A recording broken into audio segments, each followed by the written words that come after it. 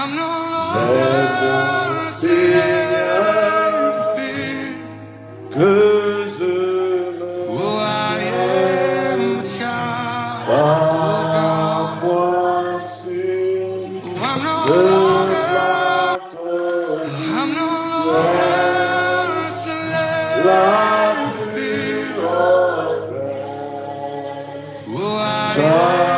ciel,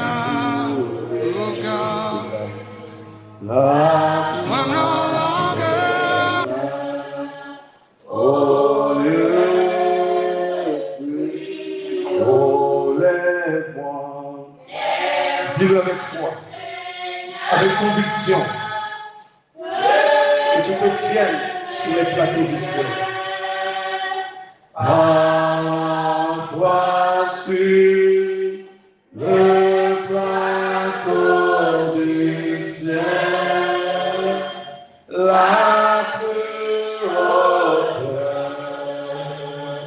jamais trouvé.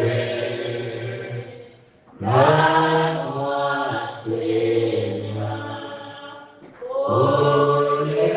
On va le fredonner, juste le fredonner.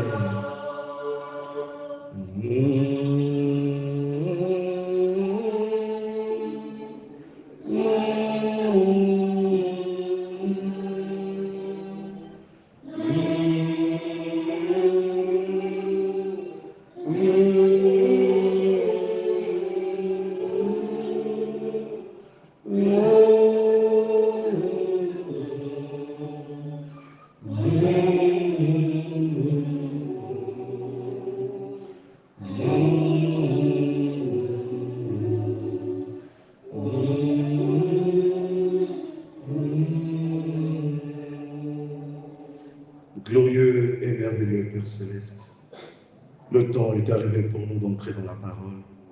Nous prions que tu nous accordes la grâce de l'aborder, Seigneur. Nous ne sommes que des hommes, mais toi tu es Dieu. Nous ne comptons que sur ta force. Nous n'avons pas de force.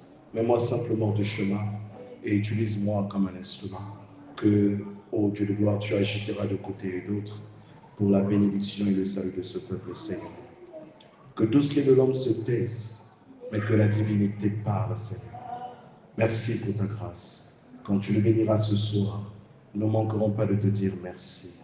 Qu'il en soit ainsi au nom de Jésus-Christ. Amen. Que Dieu nous bénisse. Nous allons prendre 1 Chronique chapitre 13. Nous allons lire à deux endroits. 1 Chronique chapitre 13, versets 1 à 4. Et nous prendrons ensuite 2 Samuel chapitre 6 au verset 11. Je répète, 1 Chronique au chapitre 13, versets 1 à 4 et 2 Samuel chapitre 6, verset 11. Nous commençons par le premier verset. 1 Chronique 13, 1. David tint conseil avec les chefs de milliers et de centaines, avec tous les princes. Et David dit à toute l'assemblée d'Israël, si vous le trouvez bon, et si cela vient de l'Éternel notre Dieu, envoyons de tous côtés vers nos frères qui restent dans toutes les contrées d'Israël, et aussi vers les sacrificateurs et les Lévites dans les villes où sont leurs banlieues, afin qu'ils se réunissent à nous.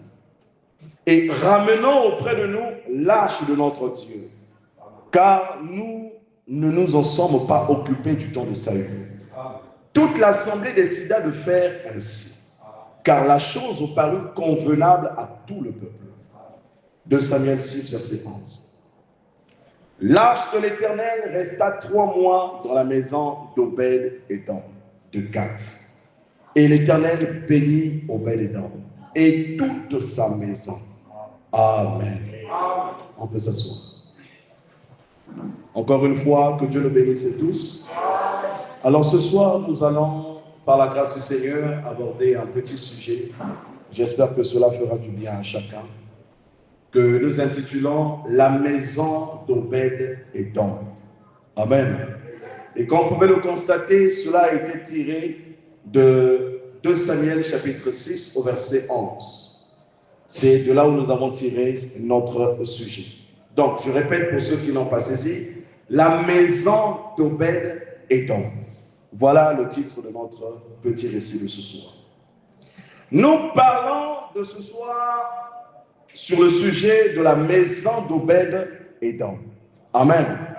Beaucoup peuvent se poser des questions, mais qui est Obed-Édom? Je dois le dire, quand vous lisez ce nom, ou vous prononcez ce nom, vous avez tout de suite le réflexe que c'est un habitant d'Édom. Amen. Parce que c'était un peuple qu'on appelait les Édomites. Amen. Donc quand vous lisez Obed-Édom, vous vous dites automatiquement que c'est un habitant de ce peuple. Mais ce n'est pas le cas. Amen. Et dans 2 Samuel chapitre 6 et 11 que nous venons de lire, si vous êtes attentifs, vous remarquerez qu'il est dit Obed-Édom de Gath. Amen. Ce qui apporte une précision et qui nous montre ses origines. Vous comprenez cela? Donc son nom peut porter à confusion avec le peuple d'Édom. Mais en réalité, ce n'est pas la même origine. D'où venait réellement Obed-Édom? Eh bien, le mot Édom, dans son nom, ne signifie pas qu'il est édomite. Je le répète encore. Cet Édom dont Obed-Édom n'a aucun lien avec le peuple d'Édom, descendant d'Ésaü, frère jumeau de Jacob. Amen. C'est simplement une partie du nom comme serviteur d'Édom. Et le texte dit qu'il était Gissien ou Gittite pour certaines traductions. C'est-à-dire qu'il était originaire de Gath. Amen. Est-ce que vous me comprenez?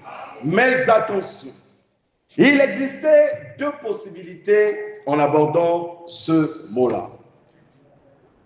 Il y avait un Gath du côté des Philistins. Amen. Là, je parle aux lecteurs de la Bible. Est-ce qu'il y a des gens qui lisent dans la Bible ce soir? Il y avait Gath des Philistins. Donc, Gath était une ville philistine où habitait Goliath. Vous connaissez Goliath? Ce grand géant qui s'était battu avec David. Donc, ils avaient une ville du nom de Gath. Et c'est de là où provenait Goliath. Et il y avait aussi Gath-Rimon. Mais ce Gath-Rimon-là, cette fois-ci, c'est une ville lévitique. Une ville qui avait été attribuée aux Lévites dans Josué au chapitre 21, verset 24. Est-ce que vous me comprenez? Là, nous sommes situés. Nous savons maintenant que nous ne parlons pas du peuple des temps, mais nous parlons d'un Lévite. Amen. Nous parlons de quelqu'un qui est descendant de Lévi. Est-ce que c'est clair? Donc, il était un Lévite. Et vous pourrez lire 1 Chronique chapitre 15, versets 18 et 24. Pour ceux qui prennent des notes. Vous pourrez également lire 1 Chronique chapitre 16, versets 4 et 6. Amen. Revenons maintenant à notre histoire. Nous avons lu plus haut, dans l'entame de cette prédication. Nous avons vu comment David, dans 1 Chronique chapitre 13, de versets 1 à 4, comment il convoqua toute l'assemblée d'Israël. Et le but de ce rassemblement était d'aller reprendre l'arche de l'Éternel. Il a convoqué tout le peuple. Et il dit, et si vous le trouvez bon, et si cela vient de l'Éternel, notre Dieu, ramenons auprès de nous l'arche de notre Dieu, car nous ne nous sommes pas occupés du temps de Saül. Et toute l'assemblée décida de faire ainsi, car la chose parut convenable à tout le peuple. Est-ce que jusque-là ça va? La chose convenait à tout le peuple. Mais est-ce que cela convenait aussi à Dieu? Vous comprenez cela? La chose peut convenir à la majorité. Mais est-ce que Dieu est dedans? Amen. Parlons un peu de l'arche de l'Éternel. Il parle d'aller reprendre l'arche. Ça veut dire que l'arche n'était pas à sa place originelle. L'arche avait été déplacée. nous retrouvons le récit dans 1 Samuel au chapitre 4. La Bible dit que cette arche-là avait été prise par les Philistins du temps d'Élie le sacrificateur. Est-ce que vous me suivez? La Bible dit que Israël fut battu par les Philistins, qui tuèrent sur le champ de bataille environ 4000 hommes. Les anciens d'Israël disent, pourquoi l'Éternel ne nous a-t-il pas laissé battre aujourd'hui, ne nous a-t-il laissé battre aujourd'hui par les Philistins? Allons chercher à Silo l'arche de l'alliance de l'Éternel. Qu'elle vienne au milieu de nous et qu'elle nous délivre de la main de nos ennemis. Est-ce que vous comprenez? Pour éclaircir ce récit, il est question ici du peuple d'Israël qui décide d'aller combattre les Philistins. Parce qu'à cette époque, la nation philistine combattait Israël. Amen. C'était les ennemis d'Israël. Et quand ils sont allés sur le champ de bataille, ils ont été battus par les Philistins. Et ils ont eu cette idée d'aller maintenant prendre l'arche de Dieu qui se trouvait à Silo. Et c'est là où était le sacrificateur Élie. Est-ce que vous comprenez? Ils sont allés prendre l'arche à Silo. Et ils se disaient que l'arche au milieu de nous donnerait la victoire. Vous comprenez? J'ai dit nous donnerait au conditionnel. Nous donnerait la victoire. Ils se disaient qu'en ayant l'arche au milieu d'eux, ils auraient la victoire. Voilà comment ils partent à Silo et ils ont pris l'arche de l'Éternel. Et ils sont allés sur le champ de bataille. Et parmi ceux qui étaient là, il y avait aussi des Lévites qui portaient cette arche-là. Et parmi ces Lévites, il y avait les fils d'Élie. Vous comprenez? Ophni et Phiné.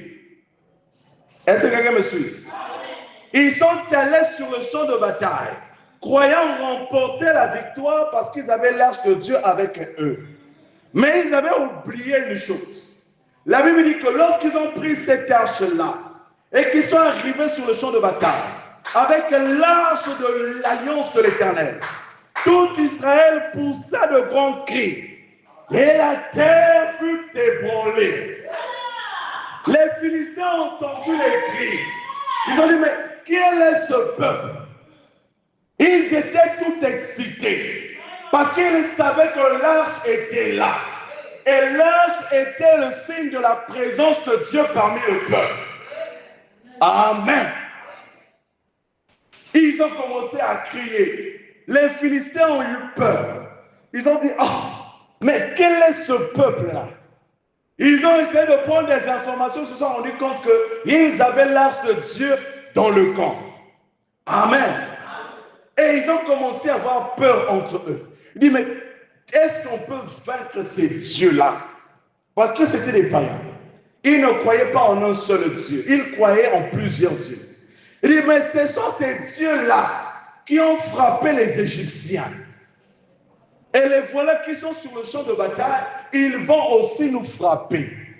Amen. Amen. Mais Israël avait oublié une chose. C'est que la condition spirituelle de l'époque était dégradée. Amen. Ils sont allés sur le champ de bataille, mais ils avaient oublié l'Éternel. Ils combattaient avec leurs mains, mais leur cœur n'était pas abandonné à Dieu. Ils voulaient faire de Dieu un raccourci. Ils voulaient faire de l'arche de l'Éternel un raccourci. Leur vie n'était pas ordonnée. Mais ils se disaient, en ayant la parole au milieu de nous, nous aurons la victoire. Bien-aimé, on peut te prêcher la pure parole. Mais si ton cœur n'est pas aligné, tu auras toujours des défaites. Alléluia. Tu te diras que Dieu est avec moi. Mais si ton cœur n'est pas aligné, peu importe tes cris, peu importe les prophéties que tu donneras, rien ne se fera.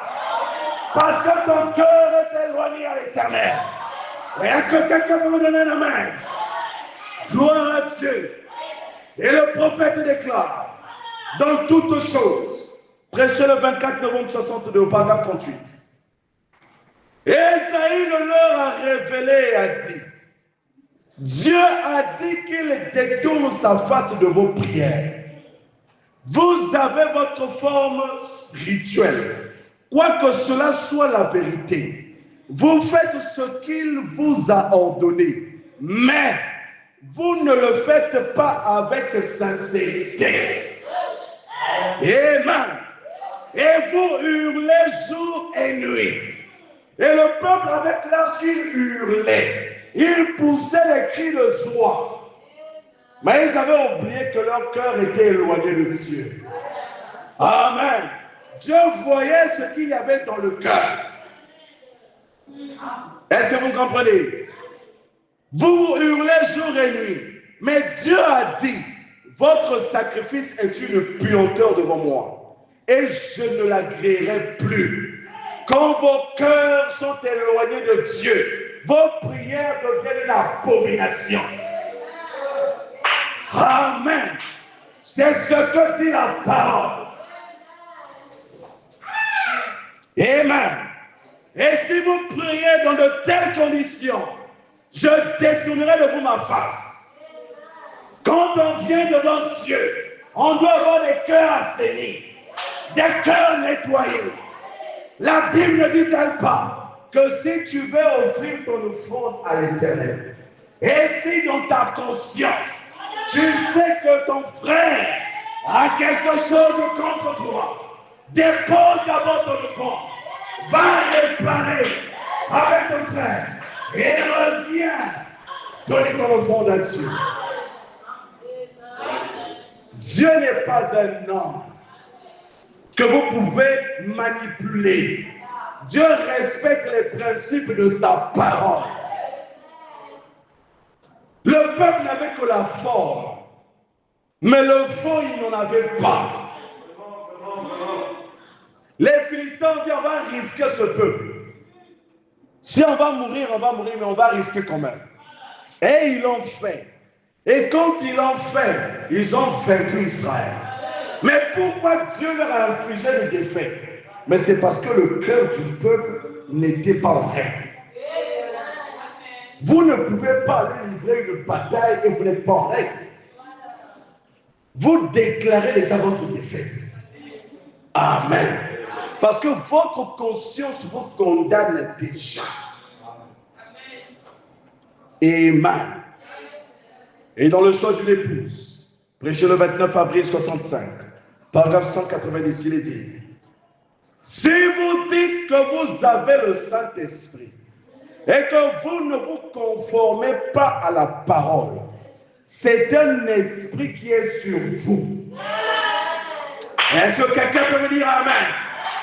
Si vous dites que vous avez le Saint-Esprit, on vous présente la parole, vous boudez, vous discutez, ça veut dire qu'il y a un esprit sur vous. Parce que Dieu ne reconnaît que sa parole. Alléluia. Et la parole, c'est ça la jauge.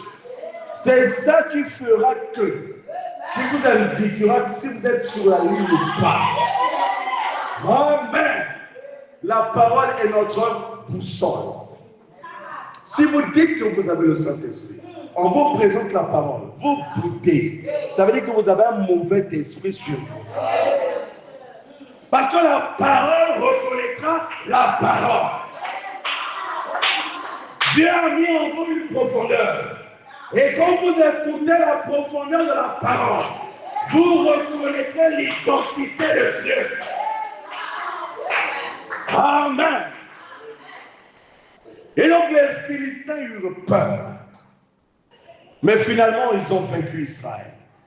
Et quand ils ont vaincu Israël, ils ont pris l'arche de Dieu. Et il l'a emmené chez eux. Amen. Et Dieu sait faire les choses. Il y a toujours un témoin dans la bataille. Il laisse échapper un. Et voilà comment un a escapé. Il a quitté le champ de bataille, habit déchiré. Il arrive dans le camp. Il n'avait que des cris. Les gens se sont dit, mais qu'est-ce qui se passe? Et quand Élie écoute ce qui s'est passé, la Bible dit qu'il tomba à la renverse. Et il se brisa la nuque. Il est mort sur place. Parce qu'il a entendu que l'arche de Dieu avait été prise. Amen. Il a compris que c'était fini pour le peuple. Amen. Et le prophète dit que Élie, c'était ce genre de sacrificateur qui autorisait les bêtises. C'était ce genre de sacrificateur qui laissait ses enfants dans le péché. Lisez la Bible. Ofni et Phiné, ils attristaient le cœur du peuple. Mais Élie ne disait rien. Il les laissait comme ça. Et Dieu a porté un jugement sur sa maison. On ne blague pas avec la parole, frère. Quand il est question de la parole, Dieu est sévère. Amen. On ne s'habitue pas aussi avec Dieu. Dieu est inhabituel, frère. Quand vous pensez le comprendre, il vous embrouille. Votre connaissance est limitée, mais Dieu est limité. Vous ne pouvez pas comprendre Dieu par votre intellect. Vous ne pouvez pas analyser Dieu. On ne peut pas scanner Dieu. Dieu reste Dieu. Alléluia. Tu n'es plus infime partie de son intelligence. Reconnais ton insuffisance devant Dieu et il te bénira. Alléluia. Et quand l'arche de Dieu fut prise, Ofni et Phinéas sont morts sur le champ de bataille. Les fils du sacrificateur Élie. Dieu lui avait donné ce signe, que le signe que je te donne, que je vais juger ta maison, tes enfants là vont mourir. Amen. Et quand il a pris la nouvelle, il est tombé, il est mort. Mais entre-temps, il y avait la femme de l'un de ses fils qui était enceinte. Est-ce que quelqu'un me suit? Il y avait la femme de l'un de ses fils qui était enceinte.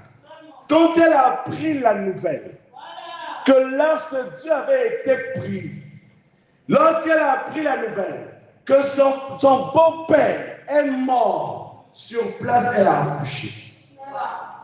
L'information était tellement violente que ça a déclenché l'accouchement.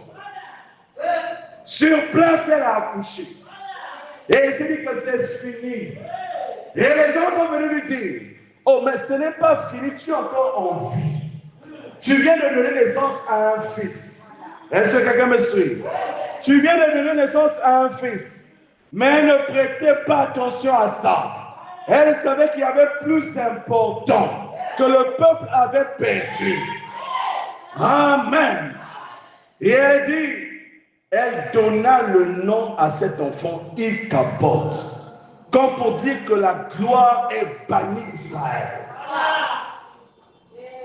Vous comprenez? Il n'y avait plus de gloire parce que l'arche avait été saisie. Est-ce que quelqu'un me suit? La gloire était bannie d'Israël. Et l'arche se retrouve chez les Philistins. Mais Dieu, il a un principe. Pour les lecteurs de la Bible, ils comprendront cela. Quand Dieu permet que ton ennemi te touche ou te vainque, ne pensez pas que cet ennemi va s'en tirer. Vous comprenez cela? Il permet que tu sois touché, mais il réserve aussi. Est-ce que quelqu'un peut dire aussi? Aussi un jugement pour l'ennemi. Alléluia. Il frappe. Il te frappe pour ta désobéissance, pour te ramener.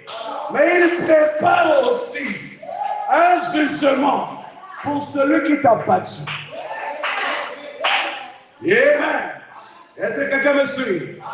Et voilà comment nous retrouvons les Philistins qui ont pris l'arche de Dieu. Ils étaient une nation païenne. Ils ne connaissaient rien de Dieu. Ils ont pris cette arche-là. Et la Bible dit qu'ils ont placé cette arche-là dans la maison du Dieu Dagon. Un Dieu païen. Amen. Et les historiens disent que Dagon, c'était le Dieu principal des Philistins. Il était vénéré à Ashdod, une ville des Philistins. La Bible le décrit comme une idole en forme de poisson, avec une tête et un torse d'homme. Donc, une partie d'homme et une autre avec la queue d'un poisson. Lisez bien votre Bible, frère. Les esprits des eaux existent. Vous comprenez cela? Dieu vous donne des pistes et c'est à vous de creuser.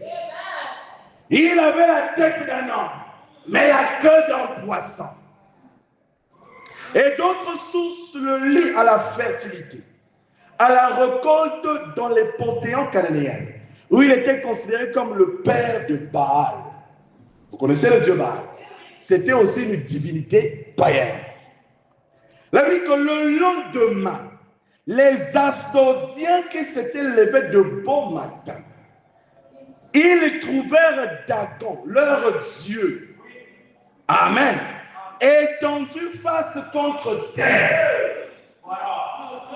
Personne n'a bougé cette divinité. Amen. La Bible dit que c'était les idoles faits en bois, faits en pierre. Alléluia. Ils n'avaient pas le souffle en eux. Ils ne pouvaient pas parler. Ils ne pouvaient pas entendre. Amen. Une chose qu'il ne peut entendre, qu'il ne peut voir, qu'il ne peut toucher, elle était immobile. Mais devant l'âge de Dieu, cette divinité s'est activée. Alléluia. Notre Dieu est surnaturel. Amen. De la même façon, il a donné la parole à l'âme. Cette fois-ci, il a donné un peu de souffle à Jacob pour qu'il bouge, pour qu'il s'incline. Parce que la Bible dit, en mon nom, tous nous fléchissons. Amen. Et toute langue, peu importe la nation, toute langue, confessera qu'il est Seigneur et Sauveur. Alléluia. Personne n'est épargné. Chacun doit reconnaître la divinité de Dieu. Gloire à Dieu. Les Asdodiens sont venus. Ils ont trouvé leur divinité à terre, face contre terre. Lorsque Dieu, c'était le revers de la médaille. Dieu a donné une défaite à Israël, mais il réservait un jugement pour les Philistins. Amen. La Bible dit, ils prirent Dagon, le remirent à sa place. Donc, on va mettre on l'a remis à sa place. Le lendemain encore. Est-ce que quelqu'un peut dire encore? Encore. Le lendemain encore. S'étant levé de bon matin, ils trouvèrent Dagon étendu. Non, qu'est-ce que j'ai dit? Le lendemain encore, oui.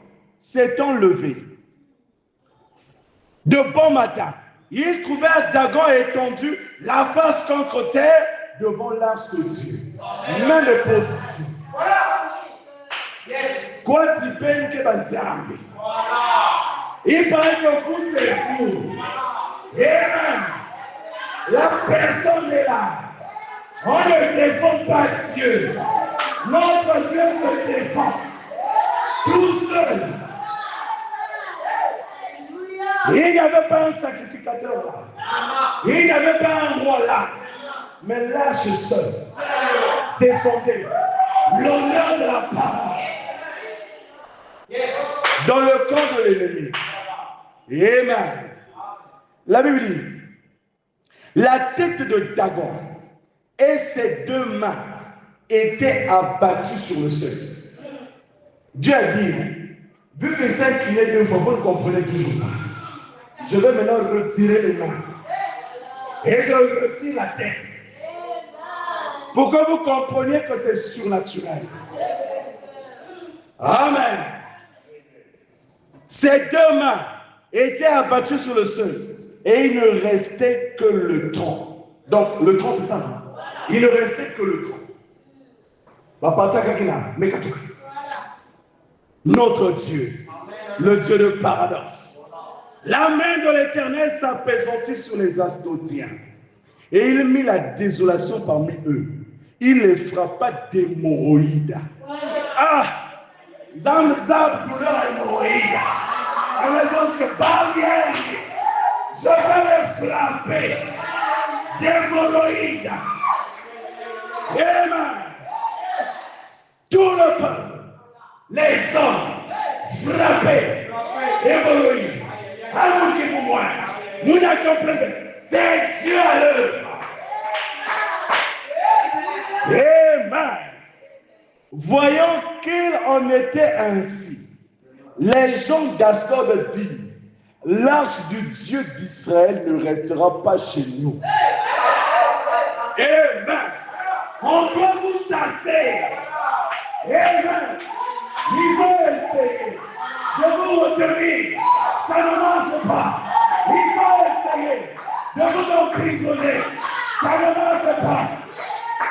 Mais les jugements ne sont que ça part dessus. Et il arrivera un moment, ils vont nous chasser. Et les passer. Laissez-nous tranquilles. Avec quoi tu fais du peine? Partez.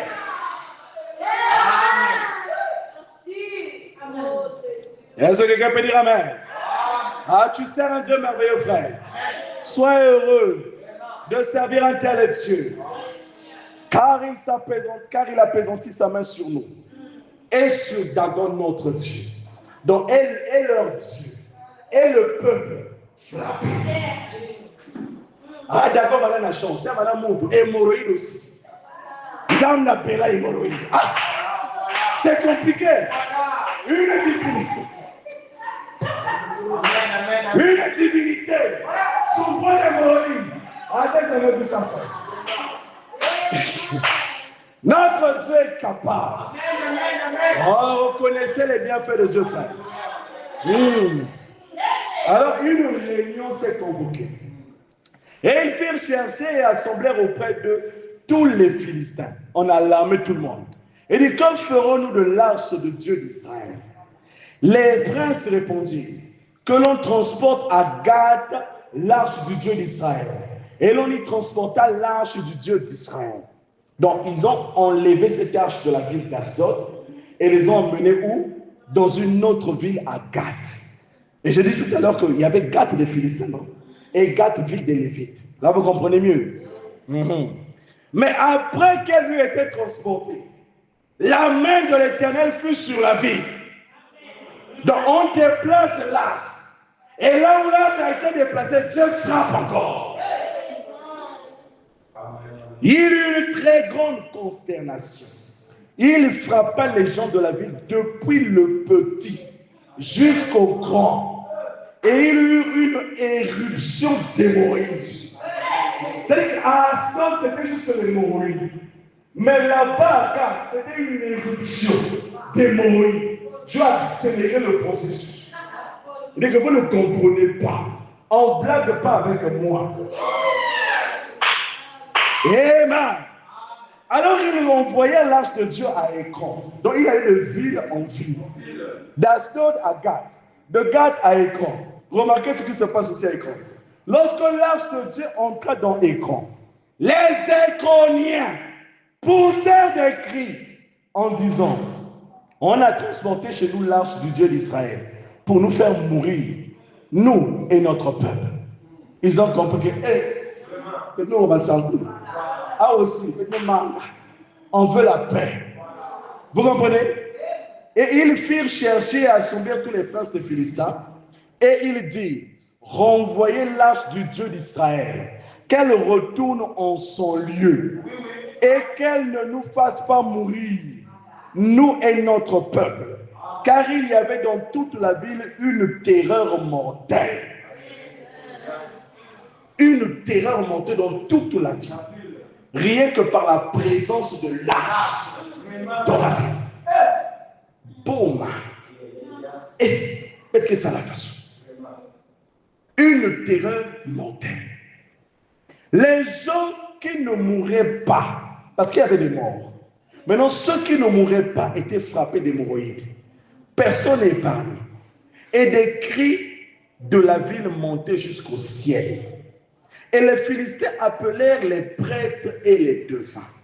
Ils ont compris que cette affaire est spirituelle. On a maintenant appelé ceux qui connaissent les principes spirituels. Ils ont fait appel aux prêtres. Amen. Qu'ils soient païens ou non païens, ils connaissent les principes spirituels.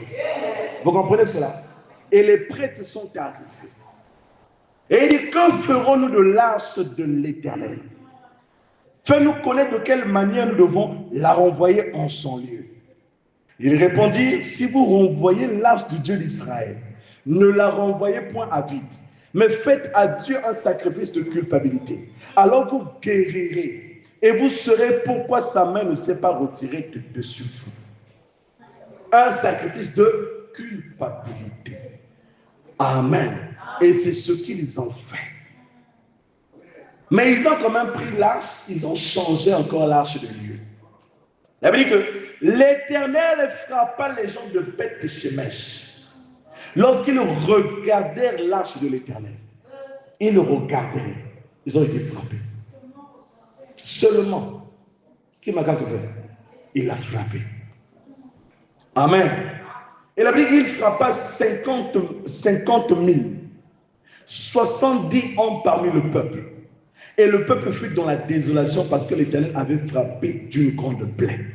Et les gens de Beth-Shemesh se disent, qui peut subsister en présence de l'Éternel, de ce Dieu saint? Et vers qui l'arche doit-elle monter en s'éloignant de nous? Donc on va dire maintenant, Boaline qui recevra arche. Quel est le peuple qui va recevoir l'arche? Il réfléchissait maintenant. Question pour un champion. On va envoyer à qui? Amen. Donc, il fallait trouver des stratagèmes pour déplacer l'arche. Alors, ils ont envoyé des messagers aux habitants de Kirjath-Jéarim pour leur dire, les Philistins ont ramené l'arche de l'Éternel. Descendez et faites-la monter vers vous. Est-ce que vous comprenez? Et voilà comment l'arche a quitté le territoire des Philistins. Ça fait 7 mois sur le territoire des Philistins. Et pendant ces 7 mois, imaginez les dégâts. Pendant 7 mois. Chaud na chaud. Amen. Et donc, voilà comment David décide maintenant de ramener l'arche. Pendant toute la royauté de Saül, il ne faisait pas cas de ça. L'arche était de l'autre côté. Amen. L'arche était de l'autre côté. Et donc, David décide maintenant de ramener l'arche dans la ville principale, à Jérusalem. Voilà comment il a cette inspiration. Il rassemble tout le peuple et leur dit, s'il plaise à Dieu, on va ramener l'arche parmi nous. Et la Bible dit que dans 1 Chronique chapitre 13, à partir du verset 6, et David avec tout le peuple, avec tout Israël, monta à Baala, à Kirjath-Jéarim, là où l'arche était. C'était l'une des villes de Juda. Parce que les Philistins ont tout fait pour sortir l'arche de leur territoire et l'emmener sur un territoire qui appartenait à Israël. Donc il est allé à Kirjath-Jéarim, qui est à Juda, pour faire monter de là l'arche de Dieu devant laquelle est invoqué le nom de l'Éternel qui réside entre les chérubins. Et il prend un char neuf. Il décide de prendre un char neuf pour transporter l'arche de Dieu. Est-ce que quelqu'un me suit? C'est une bonne idée, non? N'est-ce pas? Une bonne idée, non? On est d'accord? C'est quand même la parole de Dieu. Ils ont pris un char neuf. Mais que ton arche à eux. On repart au pays. On repart sur la ville. Amen. C'est ce qui est dit ici dans 1 Chronique 13, 17. Ils mirent sur un char neuf l'arche de Dieu, qu'ils emportèrent de la maison d'Abinadab. Et parmi les convoyeurs, il y avait Uzzam à côté et Achija de l'autre côté, qui conduisait le char. Amen. Sur lequel il y avait l'arche de Dieu. Et la Bible dit, David et tout Israël dansaient devant Dieu. Parce que Dieu donnait des victoires à David. Et David a trouvé bon maintenant de ramener la parole parmi le peuple. Amen. Donc il dansait.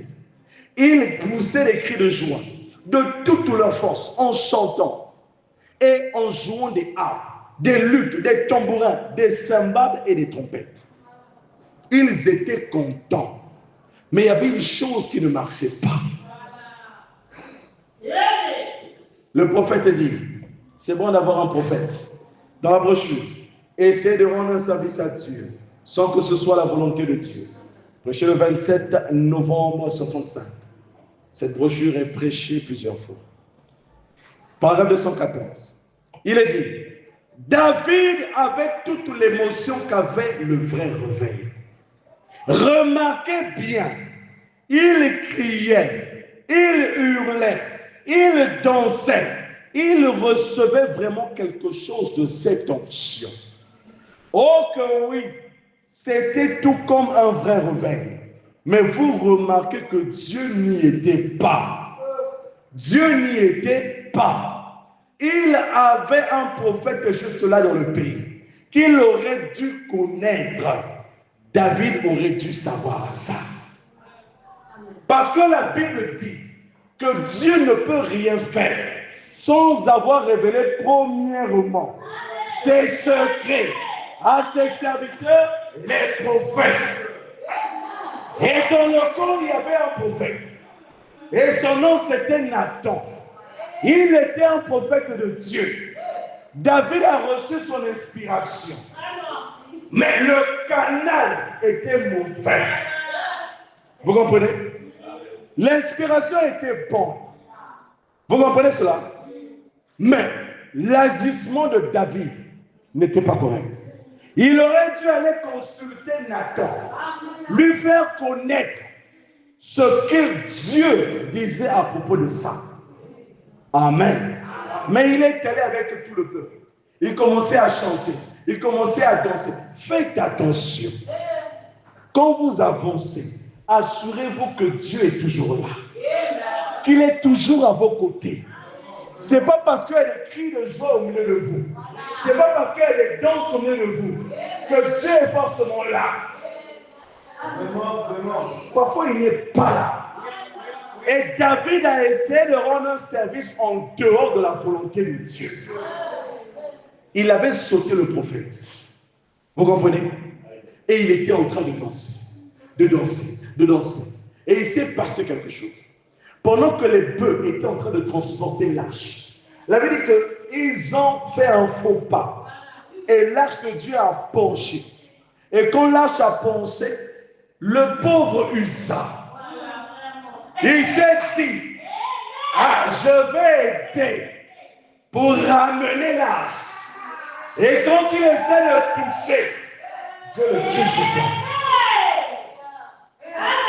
Dieu le tue sur place. C'était la conséquence de l'acte de David. Amen. C'était la conséquence de l'acte de David. Usa étendit simplement sa main pour saisir l'arche. Mais Dieu l'a frappé. Toujours dans la même brochure, essayez de rendre un service, paragraphe 231 et suivant. Il dit, remarquez bien, l'arche dans la Bible est toujours un type de la parole. Est-ce que quelqu'un avec moi? Elle n'a pas été mise à sa place originelle. Amen. Tel que Dieu l'avait prévu. Or, Dieu avait dit là-bas dans la loi qu'elle devait, comment il fallait faire, comment il fallait transporter cette arche et par qui elle devait se transporter. David, par son excitation, a oublié ce que disait la parole. Bien qu'il était roi, mais Dieu a dit, même si tu es roi, je te frappe. Amen. Mais quand dit la parole que David était l'homme selon le cœur de Dieu, c'est pas parce que tu es l'homme selon le cœur de Dieu qui ne peut pas te juger, qui ne peut pas te frapper, ou te ramener sur le droit chemin. L'amour de Dieu est correctif. Tu commets, il te frappe. Tu n'entends toujours pas, il te retire de la terre. On ne s'habitue pas avec Dieu. Donnons la place qu'il faut à Dieu.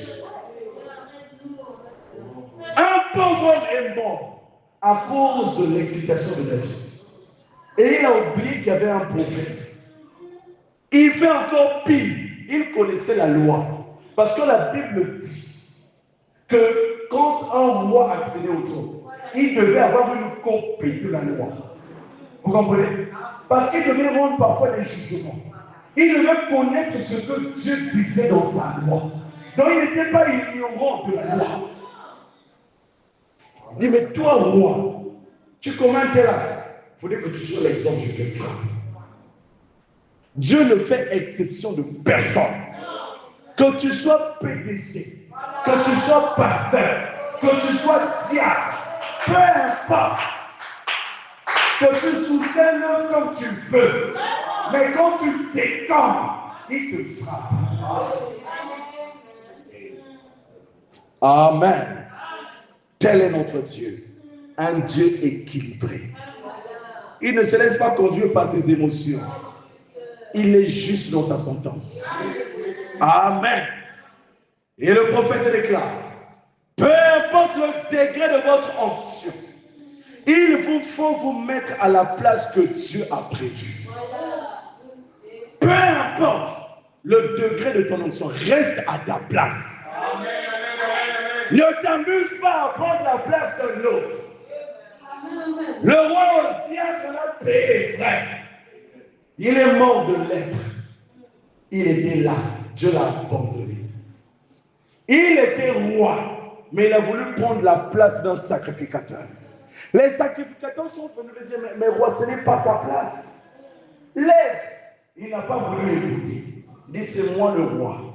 Mais c'est quoi le roi? Ça, c'est l'affaire de Dieu. Alors Dieu est descendu sur place, frappé de lèpre. On ne blague pas avec Dieu. On doit être sérieux avec Dieu. Vous comprenez cela? Oui, frère. L'onction de David était très bien. Mais en faisant cela, il s'était pris d'enthousiasme et a dépassé la limite. Qu'a-t-il fait? Il a dépassé la limite. Au lieu de mettre l'arche à sa place originelle, il l'a transportée sur un char neuf et non sur les cœurs des Lévites. Elle devait être transportée sur les épaules des Lévites, c'est-à-dire sur le cœur. Et Dieu précise sur l'épaule gauche. Le cœur est où? Juste en dessous du cœur.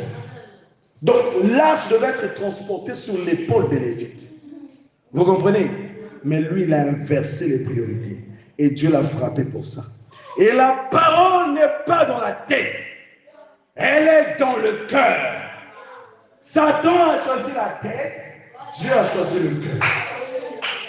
Vous comprenez cela? C'est ça notre Dieu.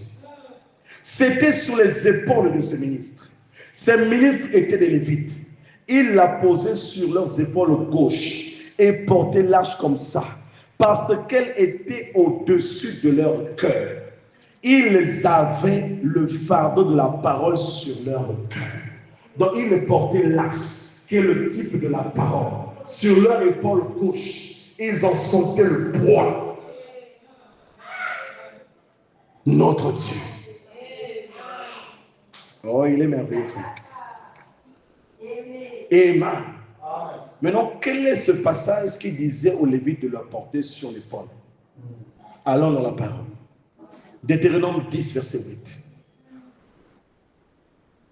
La Bible dit, en ce temps-là, l'Éternel sépara la tribu de Lévi et lui ordonna de porter l'arche de l'alliance de l'Éternel et de se tenir devant l'Éternel pour le servir et de bénir le peuple en son nom, ce qu'elle a fait jusqu'à ce jour. Donc, dans ce passage, on vous montre que la tribu des Lévites avait été mise à part pour servir dans la présence de Dieu. Amen. Prenons cette fois-ci Nombre 7, à partir du verset 8 et 9. La Bible dit, il donna 4 chars et 8 bœufs aux fils de Merari, selon leur fonction, sous la conduite d'Ithamar, fils du sacrificateur Aaron. Mais il n'en donna point aux fils de Kehat, parce que selon leur fonction, ils devaient porter les choses saintes sur les épaules. Amen. Vous comprenez comment le prophète est scripturaire. Amen. 1 Chronique chapitre 15, verset 15. Les fils de Lévite portèrent l'arche de Dieu sur leurs épaules, avec des barres comme Moïse avait ordonné d'après la parole de l'Éternel. Amen. Ils devaient porter l'arche sur leurs épaules. Alléluia. Dieu est bon, frère. 1 Chronique 13, verset 10. Nous continuons notre récit. La colère de l'Éternel s'enflamma contre Uza d'un tel châtiment. Et celui a été appelé jusqu'à ce jour Péretz Uza. Parce que Uza avait commis cette faute. Il avait oublié que personne ne pouvait toucher à ça si c'était un lévite. Vous comprenez? De même, si tu n'es pas appelé à la prédication de la parole, reste à ta place. N'invente pas les choses. Le ministère ne se fabrique pas. Le ministère dépend d'un appel divin. Amen. C'est un don qui dépend d'un appel. Si tu n'as pas cet appel-là, reste là. Sinon, tu vas mourir. Amen. Donc, David avait compris cela. Cet événement était resté dans sa conscience. C'est pourquoi quand il voulut construire quelque chose pour Dieu, il est allé voir Nathan. Il dit, Nathan, j'habite dans une maison de cèdre. Mais là, sur l'Éternel habite sous une tente. J'aimerais construire une maison pour mon Dieu. Et Nathan lui dit, fais ce qu'il y a dans ton cœur. Dieu est avec toi. Mais ça, c'était les paroles de Nathan en tant qu'homme. Et Dieu savait qu'il avait une alliance avec ce prophète.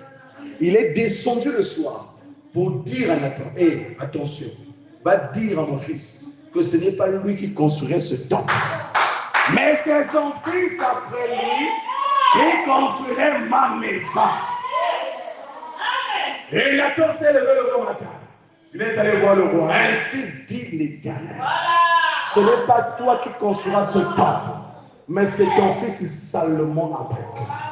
Car tes mains sont remplies de sang. Amen. Tel est notre Dieu. David avait tellement bien compris la leçon que dans 1 Chronique, verset 15, à partir du verset 1, il est dit ceci. David se bâtit des maisons dans la cité de David. Il prépara une place à l'arche de Dieu et dressa pour elle une tente. Et alors David dit, là l'arche est déjà à Jérusalem. Il dit, l'arche de Dieu ne doit être portée que par les Lévites. Il avait compris sa leçon. C'est pourquoi il était l'homme selon le cœur de Dieu.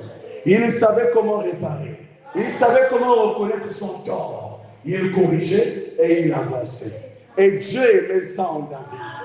Amen. Et tu peux aussi être cette personne selon le cœur de Dieu. Amen. Et voilà comment David a pris la leçon suite à la mort d'Uri. C'est pourquoi le prophète dit dans la brochure, un prisonnier, prêché le 17 juillet 63, paragraphe 39. Ne jugez jamais votre vie par la puissance que vous avez d'accomplir des miracles. Ne le faites pas. Moi, je guéris les malades. Moi, quand je prêche, il y a une onction qui se dégage. Les gens quittent leur maison pour venir ici là. Frère, fais attention. Ne juge pas ta vie par ces miracles que tu fais. C'est un mauvais test. Ne jugez jamais votre vie par la puissance que vous avez d'accomplir des miracles. Et ne nous jugeons pas nous-mêmes par le degré de connaissance qu'on a de la parole. Moi je connais, frère. Il est écrit, il est écrit, il est écrit. Lors des communions, il est écrit. Le prophète dit. Moi je ne connais pas, je reste seulement tranquille. Vous comprenez? Mais faites attention, remarquez bien. Si vous fouillez bien pour une telle personne, il y a un petit orgueil caché quelque part. Parce que la connaissance offre d'orgueil. C'est pas parce que vous connaissez que vous avez Dieu. La Bible dit, même si j'ai la foi pour déplacer les montagnes, même si je livrais ma recherche en sacrifice, même si je pouvais accomplir des grands miracles, mais si je n'ai pas d'amour, je ne suis qu'une cymbale qui retentit.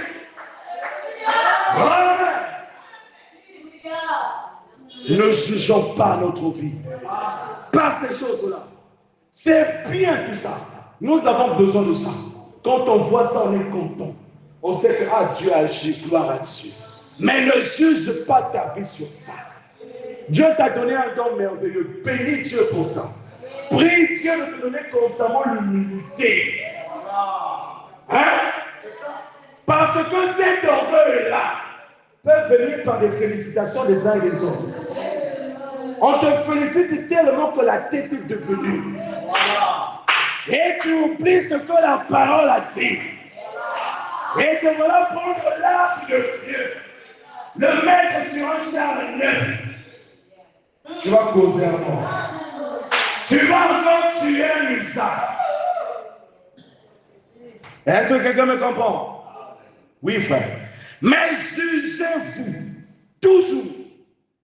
Regardez en arrière et faites un inventaire du genre de fruits que porte la vie que vous menez actuellement. Quels sont les fruits de votre vie? Est-ce que c'est digne de l'évangile? Est-ce que c'est conforme à la parole? Si c'est conforme, bénissez Dieu et continuez à avancer. Amen. Et donc, l'arche de Dieu a été finalement ramenée. L'arche de Dieu était dans la maison d'Aminadab. C'est ce qu'on a lu tout à l'heure. Dans la maison d'Aminadab. Et donc, quand David voit que Dieu avait tué quelqu'un, il a tué le juste Uzzia. La Bible dit qu'il a pris peur. Il dit, hey, je ne ramène pas l'arche chez moi. Je ne veux pas d'autre mort. Voilà comment on prend l'arche. On renvoie ça dans la maison d'un lévite.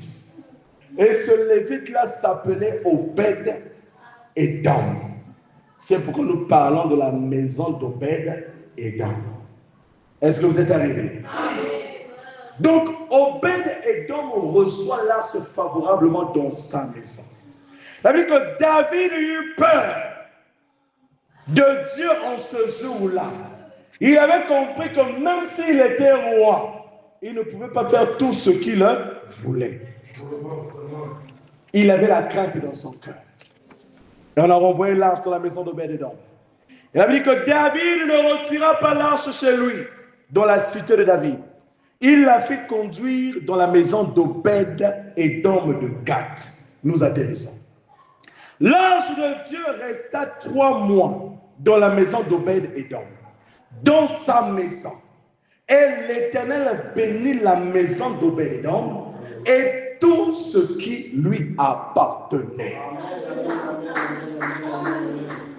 La présence de l'arche dans la maison d'Obed-Edom a béni non seulement Obed, mais toute sa suite et toute sa maison.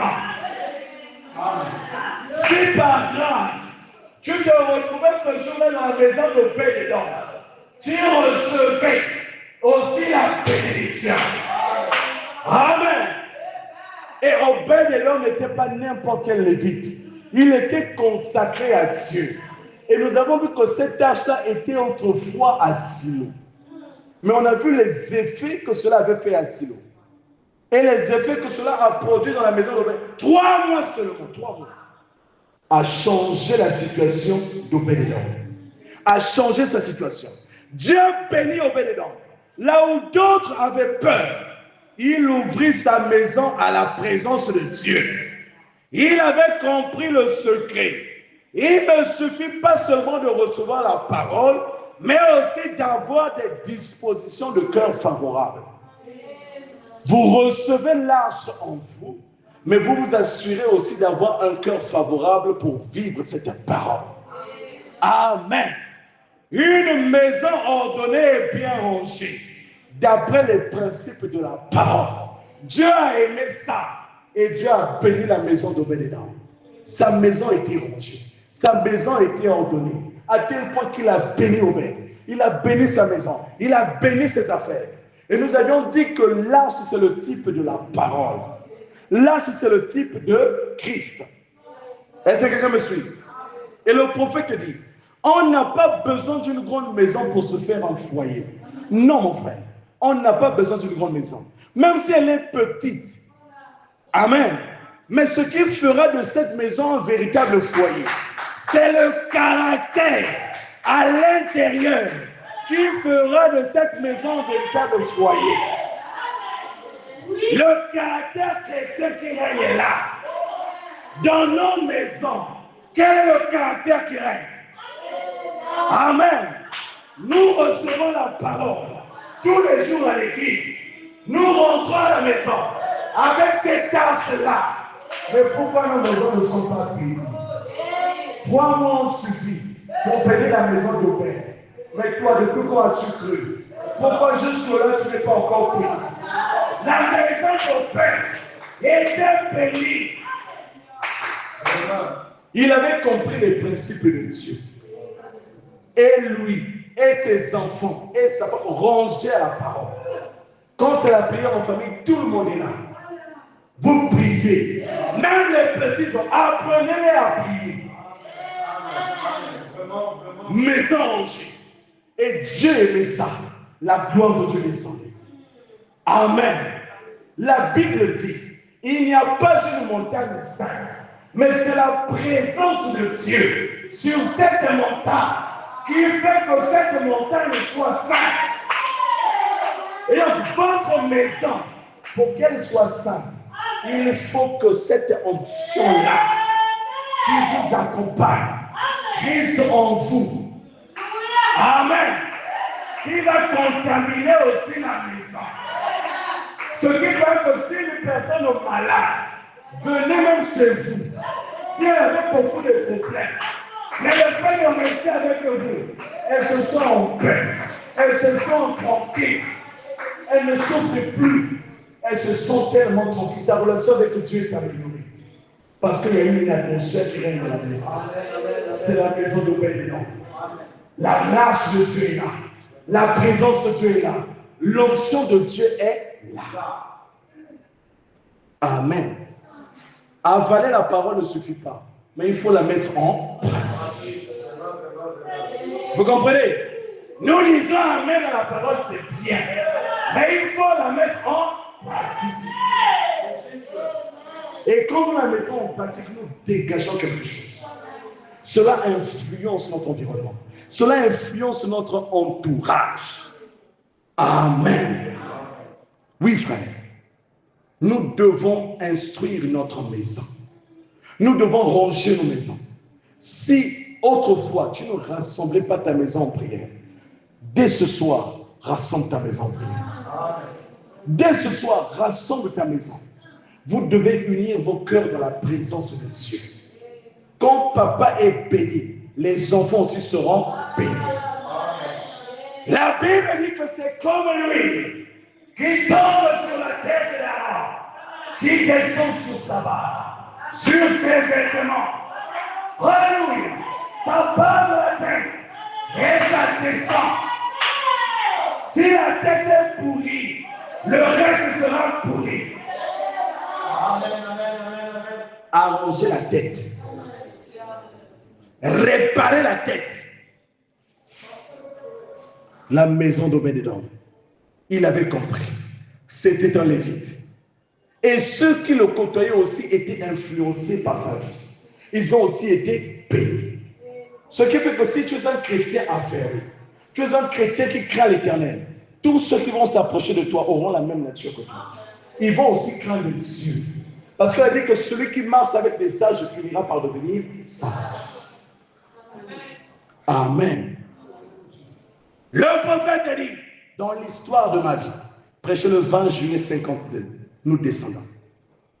Montrez-moi ce que vous lisez. Laissez-moi entrer dans votre bureau, dans votre maison, et voir ce que vous lisez, ce que vous regardez, ce que vous entendez. Montrez-moi ça. Tu dis que tu n'es pas béni. Montre-moi comment est ta chambre, comment est ta maison, comment l'organises-tu. Dis-moi ce que tu lis. Dis-moi ce que tu suis à la télé. Dis-moi ce que tu fais avec ton téléphone. Dis-moi ce que tu fais avec ta Bible. Amen. Et voir ce que vous lisez. Et je vous dirai ce que vous êtes. C'est juste.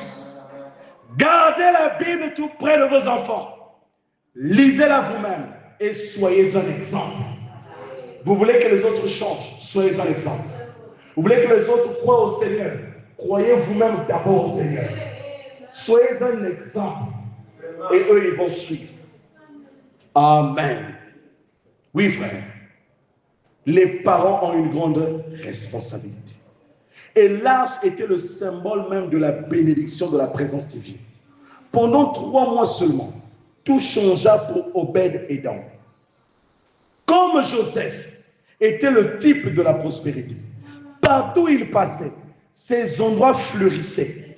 Même la prison était bénie par la présence de Joseph. Même la prison, bénie. Gardons la parole dans nos cœurs, parce que nous sommes le véritable temple de Dieu. La véritable maison de Dieu, c'est vous. Et vous devez garder l'arche dans vos cœurs. Vous devez garder la parole, Jésus-Christ, dans vos cœurs.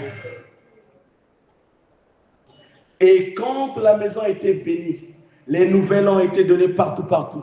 On venait dire à David, mais Dieu a béni la maison d'Obed. On lui dit, oh, aussi je vais être béni. Je vais récupérer l'arche. Voilà comment il part récupérer l'arche dans la maison d'Obed-Édom. Mais Dieu a honoré Obed-Édom. Il ne l'a pas laissé ainsi. Après cet événement, Obed-Édom ne s'éloigna plus jamais de la présence divine.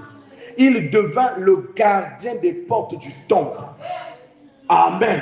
Donc il a été établi gardien des portes du temple parce qu'il avait gardé l'arche.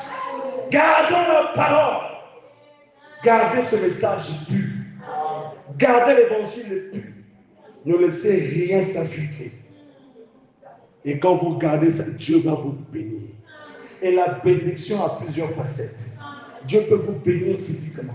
Il peut vous bénir socialement. Il peut vous bénir économiquement. Il peut vous bénir spirituellement. Vous comprenez? La bénédiction n'est pas seulement financière.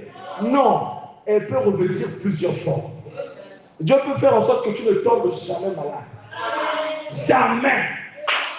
Peu importe les situations, tu ne tombes jamais malade. C'est une bénédiction. Dieu peut faire en sorte qu'il mette dans ta bouche des paroles de grâce. Quand tu arrives quelque part, quand il y a un souci, tu écoutes. Mais une seule parole de toi apporte la paix, apporte le calme. C'est une bénédiction. Amen. Ne limitez pas Dieu dans vos têtes, mais laissez Dieu faire ce qu'il a fait. Amen. Et vous pourrez lire ça dans 1 Chronique 15, verset 24. Que le Seigneur nous bénisse tous.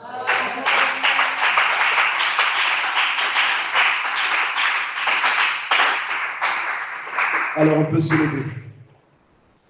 On va se recommander à Dieu. Tu as écouté ce qu'Obed-Édom a fait.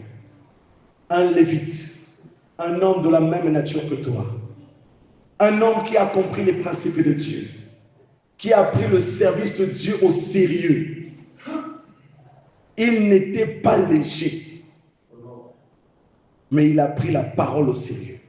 Il a compris que s'il faut être béni, il y a un sacrifice. Il faut s'adonner totalement au Seigneur. Et quand tu feras ce sacrifice, il y aura des fruits et les autres le verront.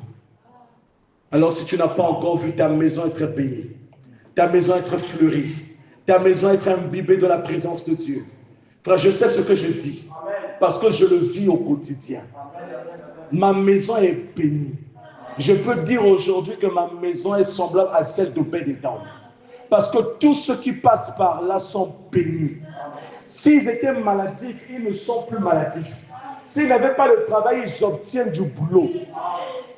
Vous comprenez?